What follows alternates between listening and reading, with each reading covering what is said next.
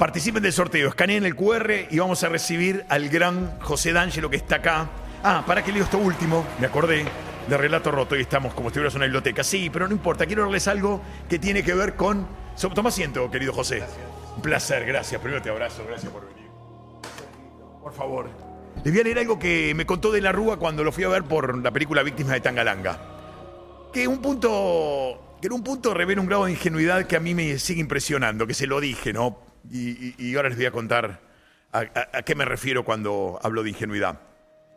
Fuera de cámara, me cuenta a mí y a Diego Epstein, que es el camarógrafo que me acompaña a todas mis películas, que Alfonsín se había asociado con Duhalde para derrocarlo porque estaba muy enojado con él.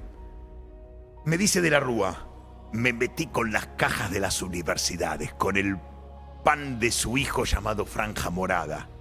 Ahí el radicalismo se unió con el peronismo para voltearme. Me salió la voz de Perón. Y yo le digo, lo sospeché desde un principio, le digo como así, haciéndome el gracioso.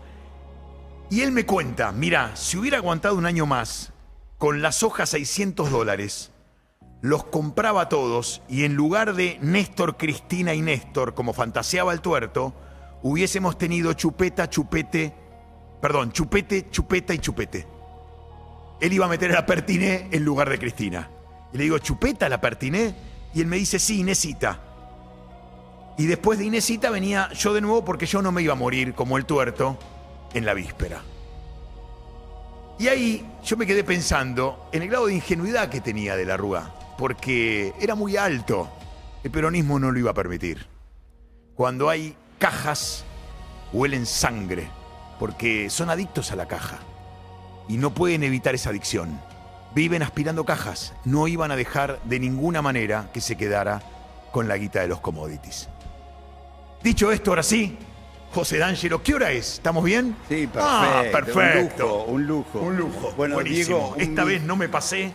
De nuevo, 1.000.000 de gracias por permitirme un espacio en tu excelente programa. ¿Cuándo presentás el libro? No, este ya está presentado. Presento uno el domingo 3 de mayo, uno nuevo. Sí. Uno nuevo que se llama Dios es argentino. Sí. Que está basado en la vida de Milei y de Borges. Mirá. Porque hay un punto de conexión muy interesante y es que, sintéticamente te lo digo, gracias a los dos exportamos al mundo dos revoluciones. La primera revolución que exportó Argentina es literaria y la exportó Borges. Modificó para siempre el rumbo literario de Occidente. Y la segunda gran revolución que exportamos es esta, la política, que está sucediendo y de la que somos testigos y a la vez protagonistas. Y la idea es hacer un paralelo entre esos dos mundos, porque tienen muchos puntos en común, y lo que termina armando es una ficción, pero basada en hechos reales. Es una ficción. Pero basada en hechos reales. Okay. Todo lo que se cuenta es real. Todo. Pero es interesante saber que es una ficción. Es una ficción, podríamos decir, hasta ahí, porque nada de lo que se dice es mentira. Rápidamente los hechos reales. Claro, nada de lo que se dice es mentira. Lo que pasa es que lo armé. Los personajes son otros. No. Borges y Milei aparecen como Borges y Milei. Después aparecen otros personajes que podríamos decir, que ayudan que a juegan y jugarla. ayudan, que no necesariamente se existen, pero Perfecto. ayudan a que la historia adquiera más profundidad. Y ¿sabes por qué hoy también te quería tener acá? Y ahora te dejo hablar todo lo que quieras. Porque cuando me encontré con las indemnizaciones de quienes participaron de este intento de golpe de Estado del 2001, dije, tengo el mismo problema que tengo con los 70. Porque en los 70, y esto lo revelaste vos con mucha crudeza y claridad, un tipo que fue a afanar un banco fue indemnizado por el Estado, como si fuera una víctima de lesa humanidad. Y acá pasó otra vez lo mismo. Cuando está demostrado por ambas partes que fue un golpe de Estado y hay una causa penal. De Giorgi. Sí, y ahora tiene que declarar, me contó Bailás, que va a venir, perfecto, a ratificar todo esto que se dijo acá. Sí, porque sí. Bailás sigue diciendo lo mismo.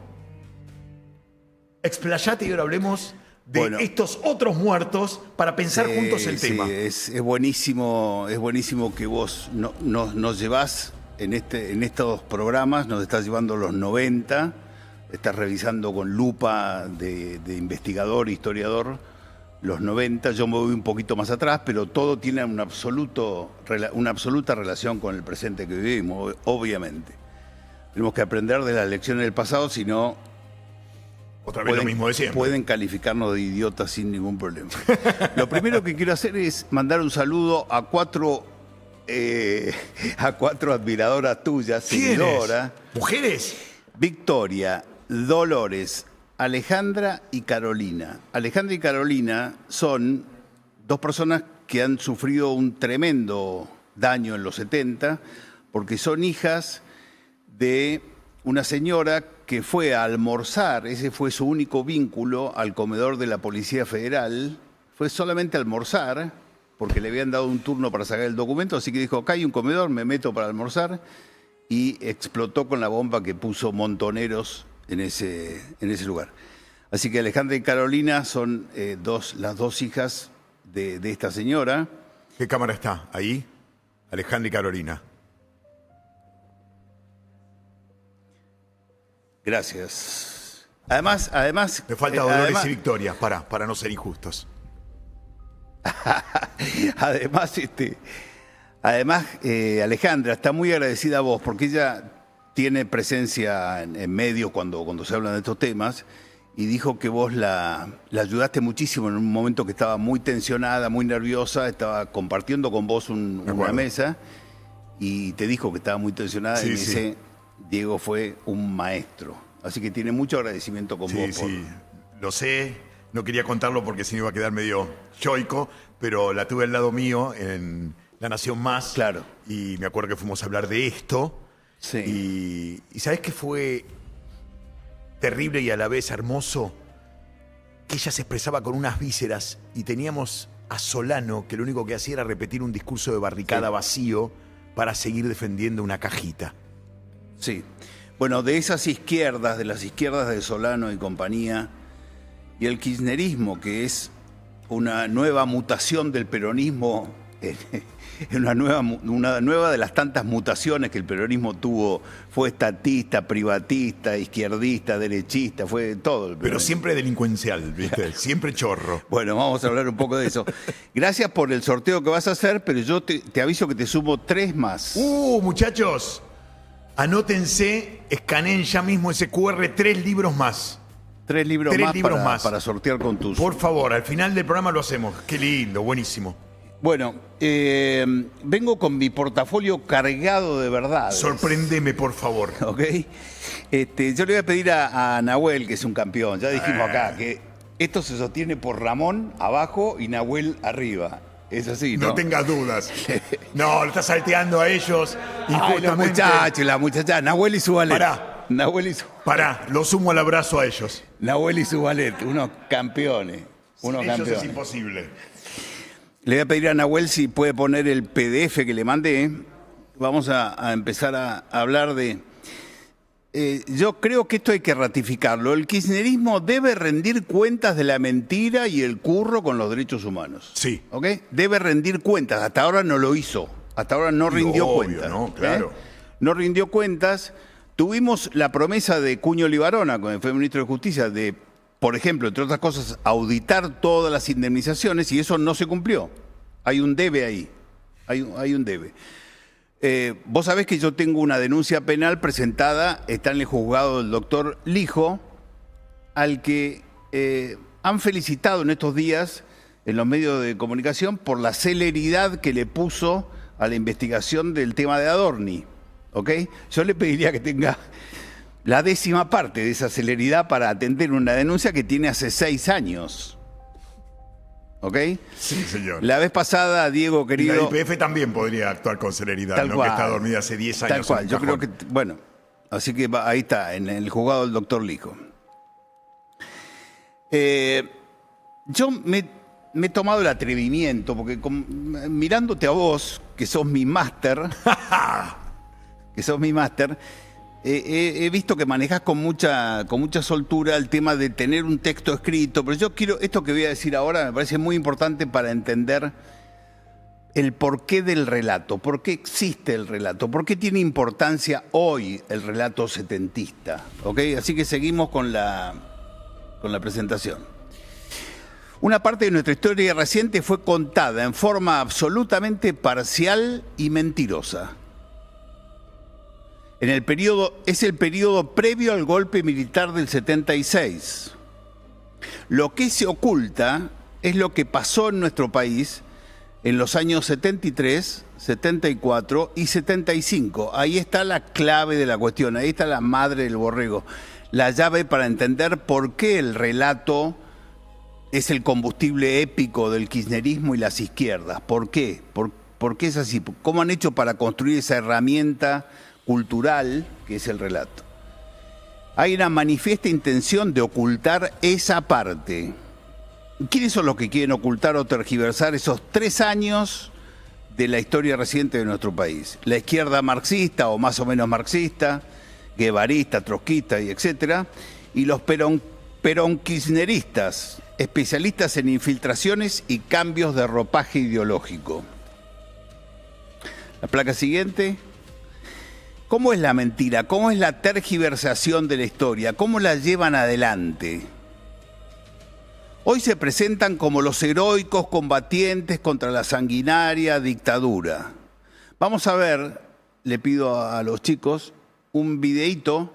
Ya lo vimos, pero vale la pena, como vos me enseñaste y Mirta también, el público se renueva. Se renueva y además vale la pena repetirlo. El videíto de Firmenich, el de Firmenich. Vamos a escucharlo a Firmenich, el jefe de los montoneros.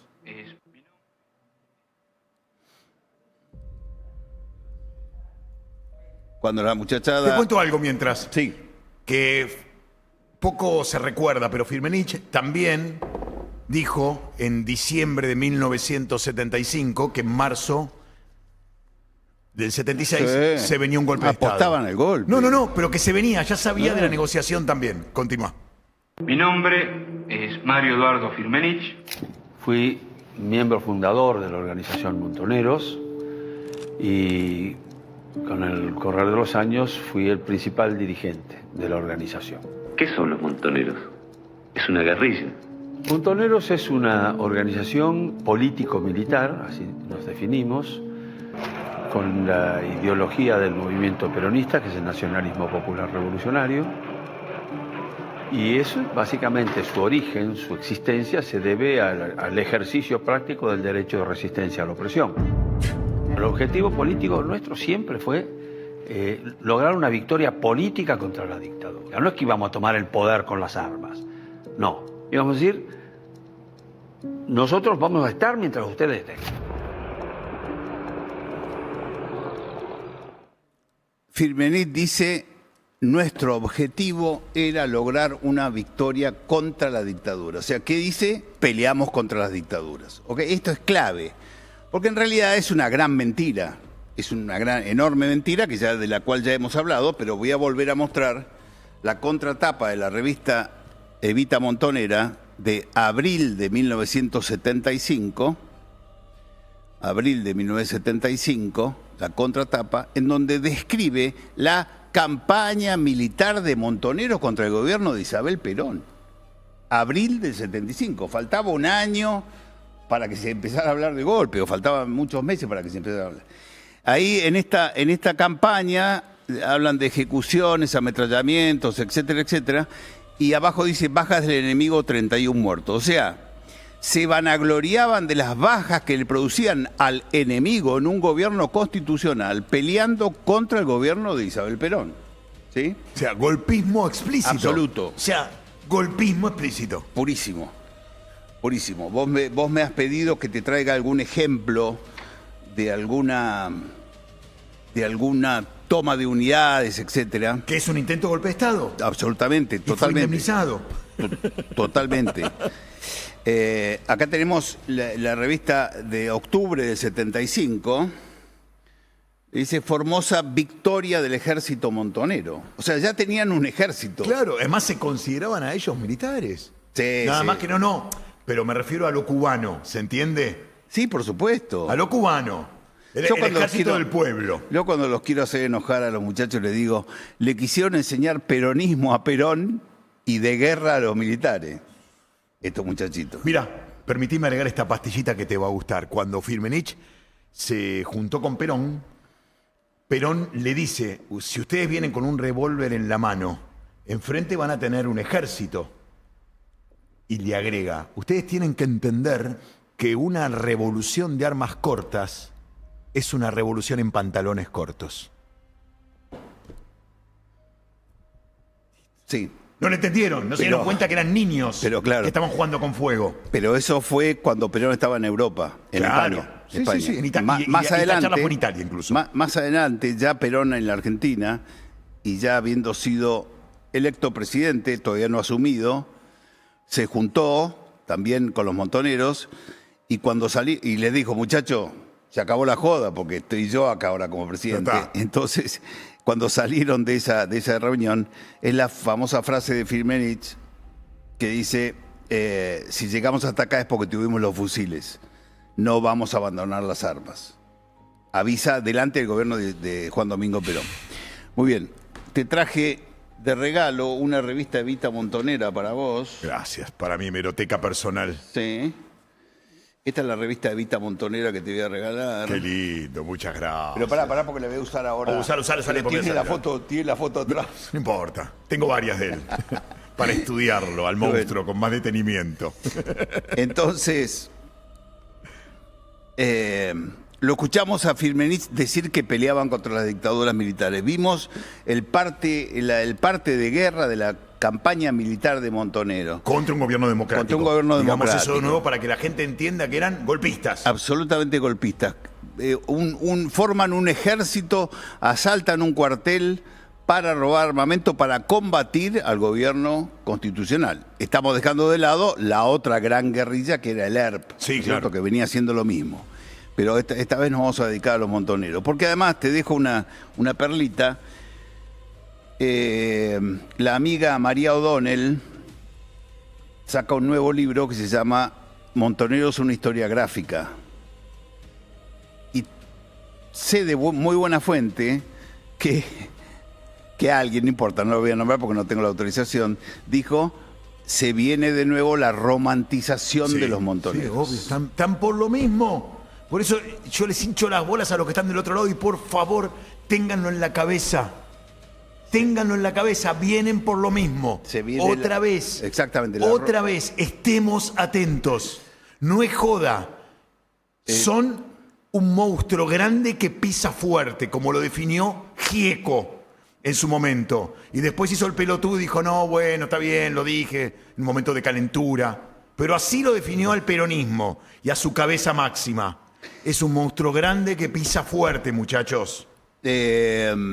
María O'Donnell, entrevistada por Infobae, entre las cosas que dijo, dice, por el libro este que sacó, Sí. dice, Montoneros tiene distintos momentos, pero sobre todo en el 75, donde ellos deciden salir a batallar contra Isabel, la herencia de Perón. Batallar, no dice, deciden dar un golpe de Estado contra Isabel. Y además no Fíjate empezó en la el hija de putés. 75, empezó mucho antes que el Claro. 75. Lo que pasa es que ahora necesitan. Siempre dijeron 76. Se les complica ya tanto Claro, eso, que ahora por lo menos claro. un año toman. Claro. ¡Qué canallas! Pero fíjate cómo dice, Montoneros tiene distintos momentos, pero sobre todo en el 75, donde ellos deciden salir a batallar contra Isabel, campaña militar de Montonero, la herencia de Perón, y lo hacen con algunos atentados. Algunos atentados. Un tsunami de violencia política. ¿Sabes Pues por el qué año... puso algunos atentados? Estaba tentada de poner atentaditos.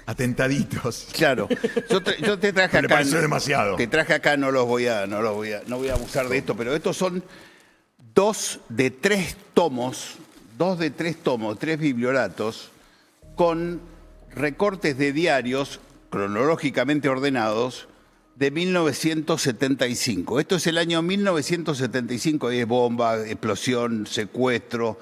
Esto, por ejemplo, es hubo en Formosa bajas terroristas. Este es el triunfo del ejército montonero que mostraba la revista Evita Montonera. Esto es reflejado en los diarios como secuestraron un avión en Aeroparque, se trasladaron hasta Formosa, al mismo tiempo fueron otros grupos por vehículos, asaltaron el cuartel del Regimiento 29 de Infantería, mataron 10 soldados conscriptos, pleno gobierno constitucional, para robar armamento, para combatir al gobierno de Isabel Perón.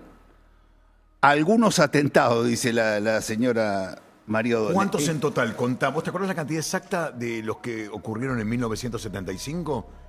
Mira, yo lo que estoy haciendo para la película Argentina 1975 es que cada una de estas revistas, lo voy a mostrar acá, cada una de estas revistas, Evita Montonera, tienen una sección que se llama, a ver si estás atento,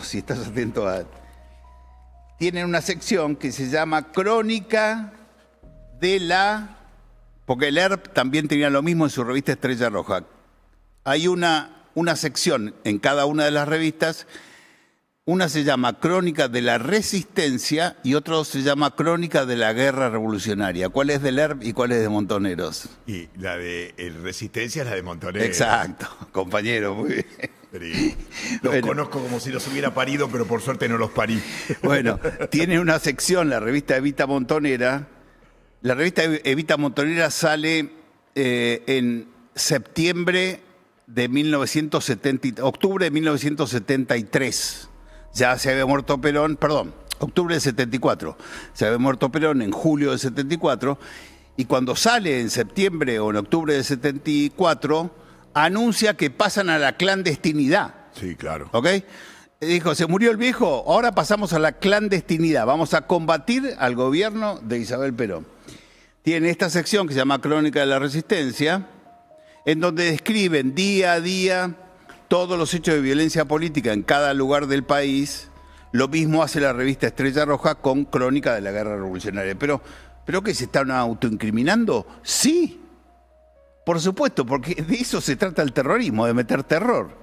Y al mismo tiempo de incentivar a los compañeros a hacer eso. Le están mostrando cuál es el camino que tienen que seguir. A sumarse a la lucha, digamos. Y entonces lo que yo he hecho para la película Argentina 1975 es extractar absolutamente toda la información que surge de la Crónica de la Resistencia de Montoneros de todo el año 75 y Crónica de la Guerra Revolucionaria del ERP, y tengo un pizarrón con unas tiras, creo que he traído en algún momento alguna de las tiras, unas tiras con la descripción breve de cada uno de los atentados. Un tsunami de violencia política. Te voy a contar un ejemplo. Acá dice oficial superior Arturo Lewinger, caído en acción. Oficial superior Arturo Lewinger, caído en acción. ¿Y qué hizo el amigo Lewinger? Dice, fue en Mar del Plata. El 25 de mayo pasado. El objetivo de la operación era liberar a compañeros presos en una comisaría de la ciudad. Como responsable, Chacho, Arturo Lewinger, estaba en la zona. Decidió ponerse al frente de la operación. Con toda su polenta, bla, bla, bla, cayó conduciendo, enseñando, señalando el camino. ¿Qué hizo el tipo? Habían caído presos 2 militantes de Mar del Plata. Eduardo Suárez y una mujer. Eduardo Suárez, ¿sabés quién es? Es el abogado omnipresente en todas las causas de los mapuches, de los cosas, de los obreros, de los guerrilleros del Paraguay. El kiosco de los derechos humanos. Exacto, tiene. ese es Eduardo Suárez. Estaba preso Suárez con una mujer y entonces deciden ir a rescatarlo a los tiros. Entonces una parejita va a la comisaría, se mete y mientras distraen la cosa, entran, matan a un policía, y cuando entra Lewinger, lo matan a Lewinger. ¿Sí? Muere en esa ocasión Lewinger. Está homenajeado en el Parque de la Memoria, está indemnizado. Por eso hice así, porque dije, seguro que cobró la indemnización, y fue un tipo que se metió en una comisaría para rescatar a un tipo que estaba preso en un gobierno constitucional. Por un delito que había cometido, ¿sí? Que seguramente estaba relacionado con la subversión. Increíble, ¿te das cuenta, no? Al amigo Firmenich. Ahora, esto que me agregas es, habría que hacer lo mismo, y cierro el tema acá con lo del 2001 también. Exacto. Porque el verdadero perjudicado, ¿quién es? Al que le metieron el corralón, le robaron la plata y muchos se enfermaron y murieron. Esas son las víctimas de ese golpe de Estado. Exacto. Seguí, perdón. Al amigo Firmenich le digo que su revista, la revista de Evita Montonera, de las primeras, esta debe ser la segunda, el número 2, que es enero-febrero del 75. Dice, entre otros artículos, dice, la resistencia peronista ataca, fundamentos de la ofensiva táctica. Y escuchemos esto, por favor, porque dice, a partir de haber caracterizado que las fuerzas de la dependencia habían copado el poder y que el gobierno de Isabel Martínez era antiperonista, antipopular y proimperialista, planteamos nuestra campaña de retirada estratégica y resistencia. Entonces describe sus campañas militares, las campañas militares. Es más golpista que esto, imposible. Frente a un gobierno constitucional. Sí, y ahí se agrega esto que se viene debatiendo a nivel jurídico y es: muchachos, si yo tengo apoyo de otro Estado para llevar una revolución adelante, en este caso la URSS que triangula la guita con Cuba, también es de lesa humanidad porque es un crimen cometido por un Estado. Absolutamente. Porque el Estado cubano y la URSS estaban detrás. ¿Qué es lo que está pasando ahora también con la guita que está metiendo Rusia en varios medios para voltear a Milei? Sí, a mí no me llegó el cheque, ¿a vos te llegó? No, los rublos no me llegaron. Ellos están haciendo los rublos, así como Cristina se hacía los rublos, ellos los rublos porque tienen la fantasía de volver al poder mediante un golpe. Bueno, pero ahora, mi querido Diego, vamos a la parte central de esto que yo quiero contar, de por qué el relato, por qué utilizan el relato, cómo es el combustible épico, para qué utilizan el relato, por qué se han apropiado del pasado reciente. Nadie se lo disputa, salvo nosotros, nadie se los disputa, ni nadie se lo disputó. El macrismo no hizo nada al respecto. No, al contrario. Al contrario, digamos... Obligó a decir 30.000. Como dijimos la vez pasada, el gobierno de Javier Milei trae la enorme novedad de plantear la batalla cultural, de asignarle la importancia que tiene la batalla cultural para estos temas. Entonces, vamos de nuevo a la placa que estábamos pasando. Ahí estamos. Esas izquierdas, las que en los 70, durante el gobierno constitucional 73-76, llamaban a la guerra revolucionaria para destruir el capitalismo, hoy, desde el pedestal de una supuesta superioridad moral ganada por haber enfrentado a la dictadura, es la construcción. Nosotros enfrentamos la dictadura. ¿Qué dictadura? Vos te peleaste por eso tiene que decir siempre 24 de marzo del 76. Claro. Que encima fue un autogolpe, pero no importa, ya eso es demasiado para ellos. Desde el pedestal de una supuesta superioridad moral ganada por haber enfrentado a la dictadura, nos dan clase de democracia y son administradores exclusivos del capital simbólico de los derechos humanos. A estas personas, el relato construido, vamos a la placa siguiente, a estas personas el relato construido les ha permitido mutar de feroces combatientes por el socialismo en los años 70 a las pobres e inocentes víctimas de hoy, a las que además, según ellos, la sociedad argentina les debe todo les está permitido y nada puede objetárseles. ¿Sí? Esto es la superioridad moral de los que lucharon contra la dictadura, lo cual es una mentira absoluta. Ellos, en la ficción creada, son idealistas cuyo único pecado fue soñar una sociedad más justa, víctimas de unas fieras sanguinarias del Estado. Y todo el que se oponga a esta visión es, sin más, cómplice de los represores. Ahí nos vamos acercando al nudo de la cuestión. El credo de estas izquierdas, que obviamente incluye al kirchnerismo como actor principal, dice también que nuestro sistema institucional, si no lo controlan ellos, estos progresistas, es un sistema injusto. Y una dictadura. De los ricos para mantener sus privilegios. Y resulta lícito combatirlo por todos los medios. Lo voy a repetir de nuevo esta frase. El credo de estos izquierdistas, que incluye al kirchnerismo, dice que nuestro sistema institucional, si no lo controlan ellos, es un sistema injusto, de los ricos para mantener sus privilegios, y resulta lícito combatirlo por todos los medios. Vamos a mostrar ahora un pequeño videito de 1 minuto de un tipo que se llama Jorge Reina, integrante de Montoneros, que nos da la derecha en esto que estamos diciendo. Por favor, el segundo videito, el de Reina. Yo, frente a mi historia política, todo lo contrario de arrepentimiento. Yo me enorgullezco. Es la columna vertebral que me sostiene vivo después de todas las cosas que viví, de haber estado preso, de haber sido torturado, de haber visto torturar a mi mujer, de que me hayan querido robar una beba que hoy tiene 23 años, 24 años, de haber visto caer a mis camaradas que soñaban con construir un país más justo. De eso no me puedo arrepentir. Al contrario, lo reivindico.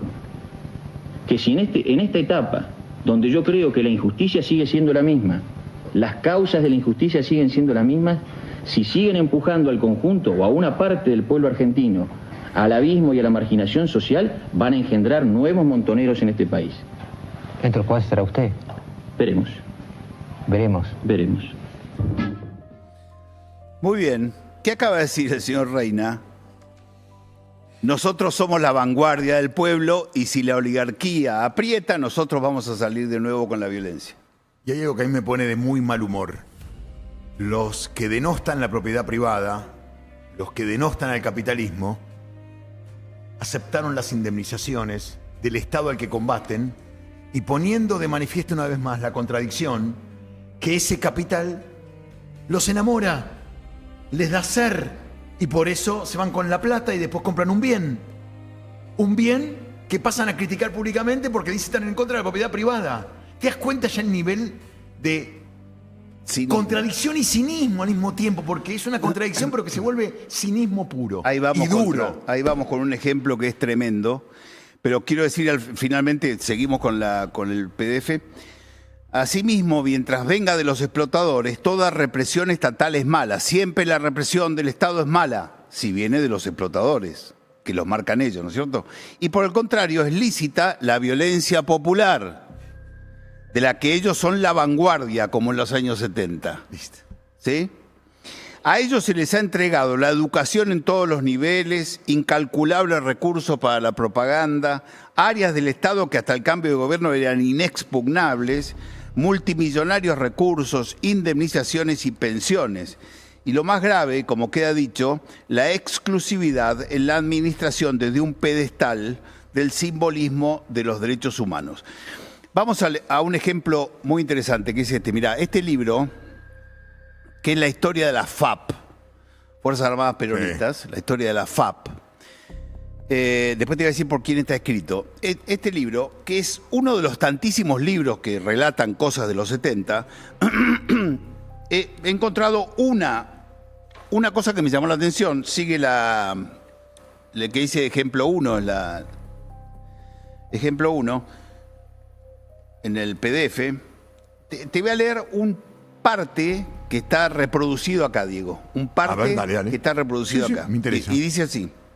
No, ejemplo 1. Sí, está bien. Dice: el día 8 de enero de 1974, los destacamentos Felipe Vallese y Eva Perón de la Regional Mar del Plata de la FAP, o sea, 2 destacamentos de una regional de uno de los grupos guerrilleros de una ciudad. ¿Ok? ¿Sí? Sí. O sea que esto pasaba en todo el país. Detuvimos en la puerta de su domicilio al señor Francisco Ventura. 8 de enero de 1974, ¿sí? Perón en el gobierno. Al ser cumplimentadas las exigencias del pago de impuestos, en el día de la fecha hemos procedido a liberarlo. Sí, yo tengo miedo que esté sonando mi celular. Yo no lo escucho. Ah, perfecto. Es el aire. Ah. Pago de impuestos. Pago de impuestos. La siguiente es la nómina de las propiedades de la firma Ventura. Ahí describe el capitalismo que odian. Sí, que odian. Y le pide. Fábrica de harina de pescado, Fabac, planta de fileteado y frigorífico Polo Sur, etcétera, etcétera, etcétera. Y describe las propiedades del señor Ventura, que era un industrial pesquero. El impuesto de 335 millones de pesos cobrado a Ventura está puesto al servicio de nuestra organización. Impuesto lo llaman, fíjate el nivel de cinismo, ¿no? Siguen diciendo esta facción de uno de los grupos de una de las ciudades, ¿ok? Ahora, ¿te das cuenta del nivel de perversidad? No pueden asumir lo perverso que son. Espera, dicen robo. Espera, porque sigue. Y termina así. Así como en estos 18 años los trabajadores fuimos aprendiendo la necesidad de organizarnos independientemente de burócratas y patrones, palo para la CGT de Rucci, así como aprendimos a sacarle las armas para defender nuestros intereses y comenzar a enfrentar a los que nos reprimen, así también aprendimos a expropiar el dinero de los explotadores, dinero que nos pertenece y que usaremos para combatirlos. Es un poema. Esto durante el gobierno... O sea, hacen la revolución gracias al capitalismo. Antes y después, porque ahora seguro que cobraron todos sin dinero. Pero ahora más Perdón. capitalistas todavía son. Perdón. Así Ay, también me río por aprendimos no a llorar. expropiar el dinero de los explotadores, dinero que nos pertenece y que usaremos para combatirlo. Esta es la lógica que utilizaban en ese momento los grupos guerrilleros, ¿no es cierto? Gobierno de Juan Domingo Perón. Ahora, fíjate un detalle, se asumen como incapaces de generar riqueza para hacer la revolución. Tienen que saquear a otro Claro. para hacer la revolución. Totalmente. También me están contando eso, que son incapaces de generar riqueza. ¿Sabés quién es el autor de este libro? Eduardo Luis Duhalde. Sí. Que fue secretario de Derechos Humanos del kirchnerismo. Este tipo que integraba la FAP, que además hace el elogio de todo esto, Claro. es el autor de ese libro. Vamos a ir al ejemplo número 2, el que sigue.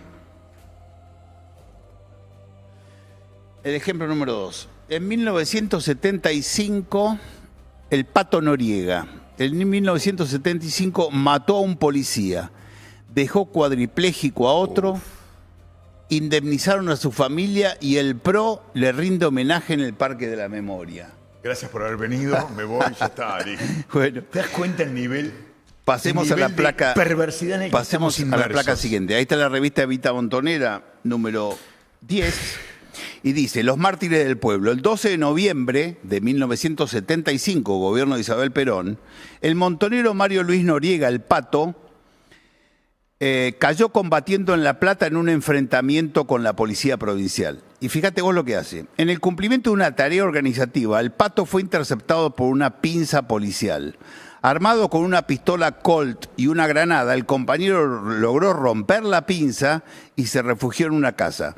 Detectado por sus perseguidores, el Pato se resistió durante 2 horas, causando una baja al enemigo, pero luego fue cercado, reducido y rematado por la policía. La muerte del compañero nos impide conocer los detalles de su asesinato, pero sabemos que aprovechó todas las oportunidades que tuvo para no entregarse sin combatir. O sea, le habrá intimado a la rendición y el tipo dijo, no me rindo, muero combatiendo, y mató a... Y aparte Entonces, para crear un modelo de resistencia. con su claramente. muerte, el Pato nos deja un ejemplo a seguir en su lucha Querido. por la liberación de la patria. Querido, si los conoceré a estos Por su perversos. origen, una familia de marinos oligarcas, él podría haber elegido pertenecer a la raza de los explotadores. Pero su muerte es coherente con la forma en que vivió. Bla, bla, bla, bla, bla, bla. Muy bien. ¿Qué pasa después? Ese es otro mito que hay que derribar, pero no importa. Hoy ¿Qué vamos a hablar de esto. pasa después? El empresario explotador cuando es el Estado y no el empresario, Pasa después sino que en la- saca gente de la pobreza, el empresario, al revés. Pero bueno, no importa. Bueno, pero está en la esencia del marxismo, del comunismo que alimentaba estos grupos guerrilleros. En la esencia misma. Sí, claro, claro. En la placa siguiente sigue. Eso que ven ustedes allí es el inicio de la solicitud ante la Secretaría de Derechos Humanos para que Noriega pueda cobrar para que la familia de Noriega pueda cobrar la indemnización. Ese es el ¿cómo se llama? El expediente. Sí, el expediente, El digamos. formulario de inicio. Eso me lo dio a mí la Secretaría de Derechos Humanos, testado las cosas que no querían que Sí, no sí, te lo querían, hacen siempre que sacan a la luz. no querían que yo conociera. Ese es el ¿Quiénes son los que cobraron la plata? Exacto. Generalmente los tachan para que vos Muy bien. no sepas quién.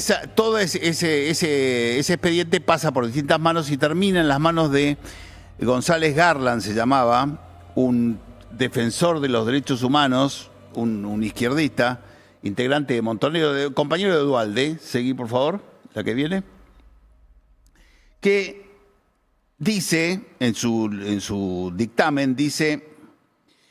el hecho que nos ocupa encuadra precisamente en los parámetros básicos, establecido, en la especie, aplicando estos criterios, establecido que la muerte de Mario Luis Noriega fue el producto del accionar de fuerzas de seguridad en el marco de la denominada lucha antisubversiva. Y sí, porque era un gobierno constitucional y estaban luchando contra Montoneros, que ya había pasado a la clandestinidad, que ya había sido puesto fuera de la ley por el gobierno peronista. Y quería tomar el poder por las armas. Exacto. Entonces dice... No debe dejar de advertirse que cuando el hecho acaeció estaba vigente el estado de sitio. Además, los decretos tal y tal que habían encomendado a las Fuerzas Armadas la llamada represión de la subversión. O sea, fíjate que no lo nombra Perón y en ese momento Perón era presidente, porque esto pasó. Si no. ¿Esto cuándo? ¿75? Esto es en el 75. Ah, en el anterior caso del 74, perdóname, en enero. Perdón. Esto es en el 75. Y sí, pues el estado de sitio es... El estado de sitio es de noviembre del 74. 74, sí, cuando muere Perón ya empieza. ¿Sí? Pero claro, dice, había estado de sitio. Y además, no se olviden que ya intervenía el ejército en la lucha. ¿Y qué tiene que ver? Se cagó a tiro con la policía. Y había estado de sitio justamente para combatir a las organizaciones armadas. Exacto, básicamente era por eso que estaba en estado de sitio. Por lo expuesto precedentemente, dictamino en el presente legajo individual del aludido beneficiario que se encuentra suficientemente probado que su muerte fue causada por el accionar de la fuerza de seguridad en circunstancias previstas por la ley 24411, que es la ley de reparación. La página siguiente es con la firma de seguramente tu amiga Diana Conti, que era secretaria de Derechos Humanos en ese momento.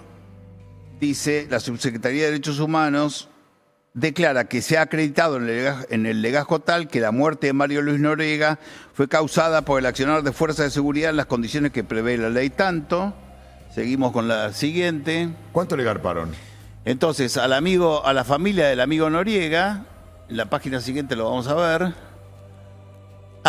Está homenajeado en el Parque de la Memoria. Sí, obvio. Ahí tienen, si ustedes se meten ahora en el Parque de la Memoria, nómina del monumento, ahí está el amigo Noriega, homenajeado por el gobierno de Jorge Macri, ¿de verdad? El gobierno de Jorge Macri, ante Rodríguez Larreta, sí. Ante Mauricio Macri. ¿Sí? Estos se comieron el sapo entero, un asado de sapo hicieron. No, el miedo también, ¿viste? Es increíble. Por suerte tenemos a Milei ahora. Por favor. Seguí, por favor, la siguiente. Vos no te olvides que no se podía decir la palabra liberal ni de derecha con el macrismo. Ahí está el monto. Por Mario Luis Noriega, como si hubiera sido una víctima de la represión ilegal del Estado, los argentinos destinamos 289 millones de pesos o $206.000 según liquidación tanto del Ministerio de Economía. Perdóname, ¿y el policía que murió y quedó cuadripléjico recibieron alguna indemnización? Es una pregunta retórica. En absoluto. Pero déjame decirte este resumen. Noriega muere en su ley. Claro. Montoneros ya hacía un año que había anunciado que pasaba la clandestinidad para combatir mediante la violencia política el gobierno constitucional de la viuda de Juan Domingo Perón. Y él formaba parte de ese grupo, que además había sido puesto fuera de la ley por el gobierno peronista, que lo había ilegalizado. Él estaba manejando un auto robado, portaba armas de guerra, intenta eludir un control policial, no acata la voz de alto, huye a contramano, maneja a alta velocidad, se tirotea con la policía que lo persigue, a los que luego arroja una granada, resiste durante 2 horas y mata a un efectivo policial causándole gravísimas heridas a otro hasta que se le agota la munición. No acepta la invitación a rendirse y es abatido. Estos son algunos de los ejemplos. Creo que tiene una placa final, Increíble. Ahí dice así. Dice, ellos no nos pueden hablar más de derechos humanos. Estos tipos no nos pueden hablar de derechos humanos. No. No pueden hablarnos de derechos humanos. Y tienen que rendir cuentas de toda la plata que se robaron. Sí. Es imprescindible.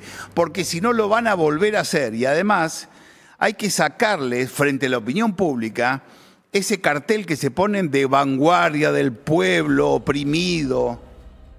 ¿Sí? Fueron repudiados por el pueblo argentino en los 70. Absolutamente repudiados. Se lo dijo el mismo Perón.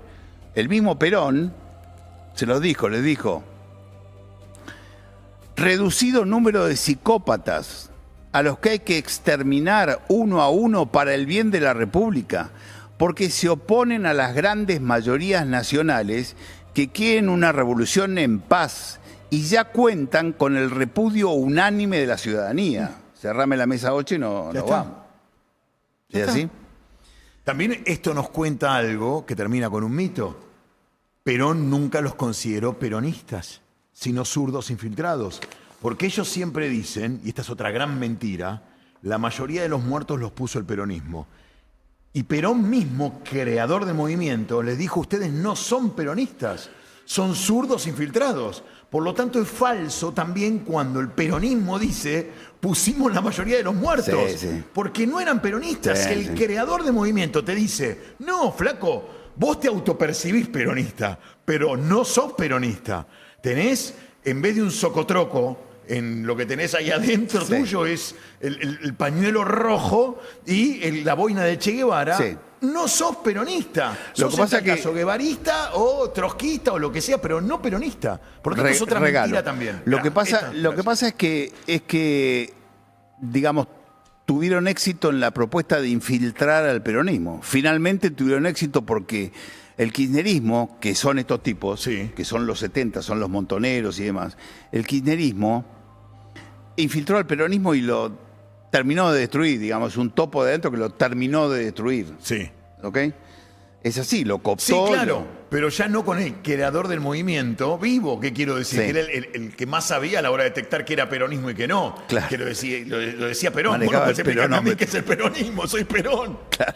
Eso voy, ¿viste? En tal caso llamarlo de otra manera. Tal cual. Pero no pusieron peronistas. Tal cual. Pusieron otra cosa. Sí, yo te pedí a vos y vos me pusiste un corazoncito de lo más simpático. Sí, dale. Te pedí si podemos hacer un pequeño chivo. Sí, lo que vos quieras. Nosotros nos encontramos trabajando en la película argentina 1975, Lo que nunca te contaron. Y hemos visto un montón de productoras, y vos conocés muy bien el ambiente. Claro. Una de esas productoras, importante, muy importante, un tipo que se manifestó de izquierda, dijo, bueno, muchachos, yo participaba, y dije, ya, está todo bien, no importa. Okay. Te estamos diciendo que lo que nosotros queremos mostrar es lo que no se ha contado, que son estos 3 años de gobierno constitucional. Y no queremos decir nada de lo que pasó después, porque lo que queremos es colocarle a los que no lo han vivido y presentarle a los que no lo han vivido y refrescarle a los que sí lo hemos vivido, esos 3 años, cómo vivieron los argentinos 73, 74 y 75. El tipo nos dijo, la industria no les va a hacer esta película. Primero. Con lo cual, agrego esto, está contándote que para el peronismo, el Estado son ellos. ¿Qué quiero decir? No te seguí. Claro, que la cultura es peronista o no es. Mira, pero este tipo no era peronista. Bueno, si vos le preguntás, se autopercibe peronista, aunque sea de izquierda. No, pero lo que te quiero decir es que la cultura está en manos de la izquierda y del peronismo, que hoy pasaron a hacer lo mismo. Sí, sí. O sea, por fuera de eso no existe la cultura. Exactamente. Es más, no se genera cultura, es lo que ellos creen. Exactamente. Y ese es el credo que todas las mañanas rezan. Mirá, el tipo nos dijo, la industria no se los va a hacer, esta película, y además, si llegan a hacer la película, ustedes tienen que decir que lo que van a mostrar de ninguna manera justifica lo que pasó. Y yo le digo, no, flaco, porque yo no le voy a sacar conclusiones por el espectador. Las conclusiones que las saque el espectador. Nosotros queremos mostrarle cómo vivía la Argentina esos 3 años. ¿Y vos decís que van a pensar que el golpe estaba justificado? Es porque sería que estaba justificado. Si no tenés tanto miedo de que eso se conozca, porque vos qué edad tenías en el 75. No, en el 75, 5 años. 5 años. Bueno, para los viejitos como yo, que vivimos esa época, pregúntenle, cualquiera de los chicos que están acá, pregúntenle a sus padres o a sus abuelos, pregúntenle qué porcentaje de los argentinos quería que los militares salieran a poner orden. No me atrevo a decirlo, pero lo dice Martín Caparrós, ya te lo he leído Sí, yo. dice que la gente salió a festejar ese Martín día. Caparrós dice, es curioso cómo se reescribió aquella historia. Hoy la mayoría de los argentinos tiende a olvidar que estaba en contra de nuestra violencia revolucionaria, que prefería el capitalismo y que se puso muy contenta cuando los militares salieron a poner orden. Lo está diciendo un montonero. ¿Sí? Sí, mira, yo una vez le hice ese chiste a Martín, ahora ya no tengo vínculo y estoy bloqueado por él. Le dije, mira, ¿A quién? Con Martín Caparrós. Si el Che Guevara se fue a hacer la revolución a Cuba, te cuenta que acá no era posible porque esa revolución nadie la quería para la Argentina. Está todo dicho, muchachos. Ese argentino se fue a otro país a hacerla porque acá no tenía ningún tipo de chance. Bueno, que te voy a decir algo más terrible en el caso del Che. El Che tenía una revista llamada Tacle, una revista de rugby. Él quiso ser un empresario próspero capitalista. Lo que pasó es que esa revista quebró, fracasó y se enojó con el capitalismo. Mirá, no conocía ese detalle. Claro, por eso salió a hacer la revolución. Te lo explico a nivel psicológico. Mirá. ¿Por qué? Porque fracasó su negocio. Lo que no entendió el Che es que vos todo el tiempo haces negocios y muy pocos salen bien. La mayoría no tenés fracasan. que enojarte contra el sistema porque no te fue bien. No salgas a poner bombas o a destruirlo porque no ganaste guita Es en muy tu primer gracioso, negocio. es muy ilustrativo la reunión que... El chivo. Perdón, ya vamos, demasiado, es un perdón. maestro. Uy, bueno, ya es me un fui al maestro, carajo, un perdón. maestro. Es muy ilustrativo una charla que tiene Osvaldo Bayer, ya fallecido, periodista de izquierda, Sí, un claro. escritor de izquierda, con Felipe Piña, en donde le cuenta la reunión que tuvo Bayer con el Che Guevara, junto con otras 4 personas más, en el Banco Nación, el Banco Central, no sé cómo se llamaba, el Banco de Cuba, que era el presidente era el Che Guevara. Dice que el Che Guevara le dijo, muchachos, yo le voy a explicar cómo se hace la revolución en la Argentina. Van un grupo de 50 jóvenes, se meten en la Sierra de Córdoba, hacen ahí instrucción, bla, bla, bla, bla, bla, bla, y después bajan y toman un pueblito, y ya los medios van a hablar de guerrilleras en Córdoba, después bajan y toman un pueblito más grande, y ya no son 200, sino que son 400, y después cuando son 2000, toman camiones y se vienen para Buenos Aires, y ahí se le va a sumar la CGT, no sé cuánto, y llegan a la Plaza de Mayo y toman el gobierno, pero así textualmente, me faltan pedacitos para apurarme un poco. Entonces los pibes los miraron y Osvaldo Bayer vio que nadie iba a decir nada y le dice...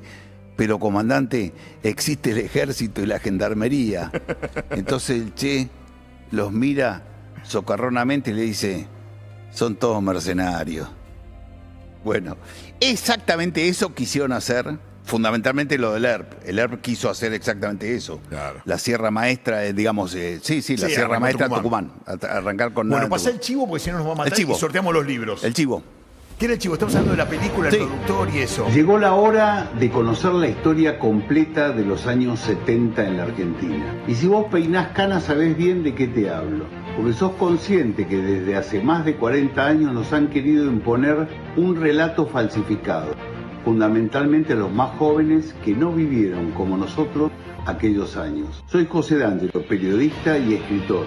Y junto a un grupo de argentinos venimos bregando desde hace años para que en nuestro país la historia reemplace a la memoria manipulada. Junto a Pedro Guiraldes y un grupo de profesionales del SEAC, venimos trabajando en varios proyectos en esta parte de la batalla cultural. Hoy te venimos a hablar de uno de ellos, la película Argentina 1975, Lo que nunca te contaron, que te mostrará lo que paradójicamente los grupos de memoria quieren que olvides o no recuerdes. El documental ya está en marcha y para concretarlo te convocamos a que te sumes. Es muy sencillo, solamente tenés que ingresar a este link que está acá debajo, www.seac.ar/sumate, elegir un monto para la colaboración y ya estás siendo parte. Vamos a ganar la batalla cultural, vamos a recuperar nuestra historia y tu aporte va a ser muy significativo. Gracias por sumarte. Bueno, eso es